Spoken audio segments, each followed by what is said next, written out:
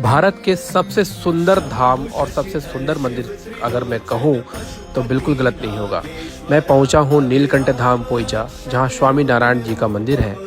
बहुत ही सुंदर संस्कृति को प्रदर्शित करते हुए यह मंदिर इतना अद्भुत है। आप सभी दर्शन करें। नर्मदे हर।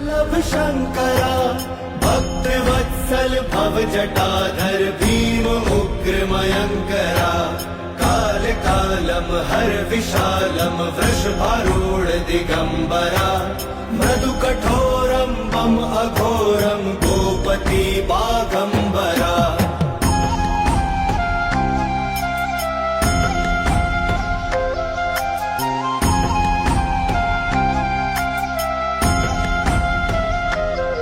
त्रिपुरांतकारी डमरुधारी दम कपाली मृगपति लोक करता शोक हरता योग करता धुर्जटी गुण निधानम धर्म धामम सोमनाथम पश्वधी काम हंतम आदियंतम विश्वरूप महौषधि अजरेश्वरा अमरेश्वरा सर्वेश्वरा परमात्मा मोक्षदानी सर्वज्ञानी